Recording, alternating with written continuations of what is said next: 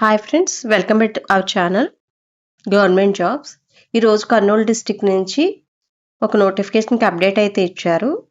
అవి already applications తీసుకున్నారు. Provisional merit list కూడా ఇచ్చారనమాట. ప్రొవిజనల్ మెరిట్ లిస్ట్లో ఏమన్నా గ్రివెన్సెస్ ఉంటే అప్లై చేసుకోమని ఇచ్చారు. ఆల్రెడీ దానికోసం ఒక వీడియో చేశాను. అందులో అప్లై చేసుకున్న తర్వాత అవి అప్డేట్ అయినాయా లేదా అనేది రివైజ్డ్ ఇచ్చారనమాట.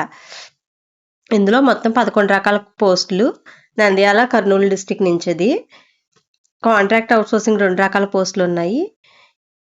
ఇవి ఫస్ట్ ఒకటి చూద్దాము. Child psychologist.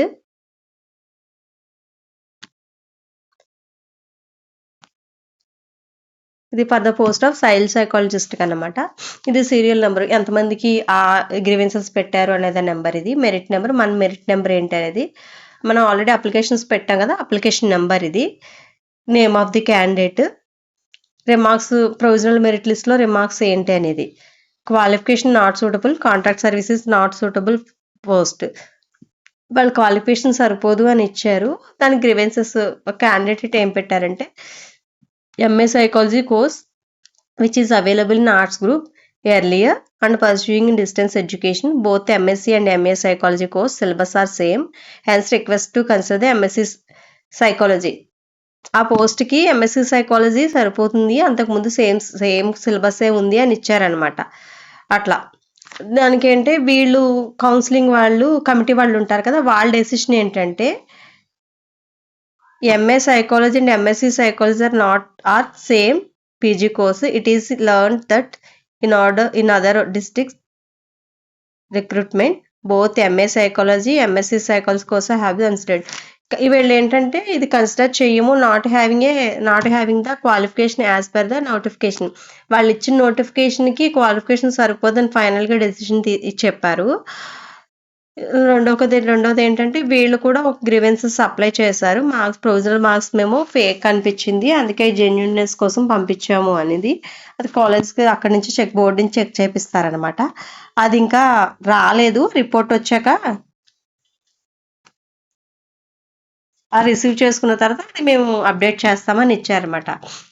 ఇలా మనం ఏదైనా గ్రీవెన్స్ పెట్టుకుంటే ఇది చూడొచ్చు. మనం ఆల్రెడీ అన్ని బాగానే ఉన్నాయి, గ్రీవెన్సెస్ ఏం పెట్టుకోలేదు అంటే కనుక ఇది చూసుకోక్కర్లేదు.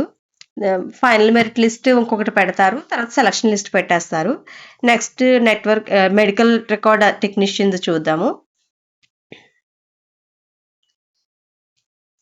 దీనికి 2 గ్రీవెన్సెస్ పెట్టుకున్నారు. Serial number, merit number, application number. 4th to 10th studies not enclosed. వాళ్ళకి ఇచ్చిన రిమార్క్స్లో ప్రొవిజనల్ మెరిట్ లిస్ట్లో 4th నుంచి 8th వరకు స్టడీ సర్టిఫికేట్ ఎన్క్లోజ్ చేయలేదు అని. వాళ్ళు ఇప్పుడు తీసుకోవచ్చంటే వాళ్ళు ఇచ్చేటప్పుడు ఏమైనా మిస్ అయ్యి ఉండొచ్చు. ఇప్పుడు మళ్ళీ గ్రీవెన్సెస్ సబ్మిట్ చేసినప్పుడు వాళ్ళు సబ్మిట్ చేశారనమాట.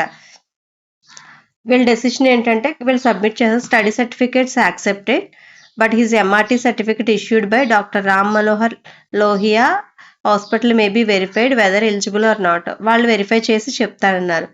To be considered, eligibility to be verified, ఇది కన్సిడర్ చేస్తున్నారనమాట. అట్లా ఏదన్నా ఏమన్నా మిస్టేక్స్ ఉన్నా మనం ఆల్రెడీ అప్లై చేసిన వాటిల్లో మనం సబ్మిట్ చేసేస్తే ఓకే, లేదు అంటే లేదని ఇస్తారు. మనం సబ్మిట్ చేసి కూడా వీళ్ళు అప్డేట్ చేయకపోతే మన అక్నాలెడ్జ్మెంట్ నెంబర్ ఉంటుంది కదా, సైన్ చేసి ఇస్తారు. దాన్ని బట్టి తీసుకొచ్చి అడగొచ్చు అనమాట. ఇది అయిన తర్వాత ఫైనల్ మెరిట్ లిస్ట్ అయితే ఇస్తారు. ఇలాగే సేమ్ అన్నీ ఇలాగే ఉన్నాయి. Thank you friends.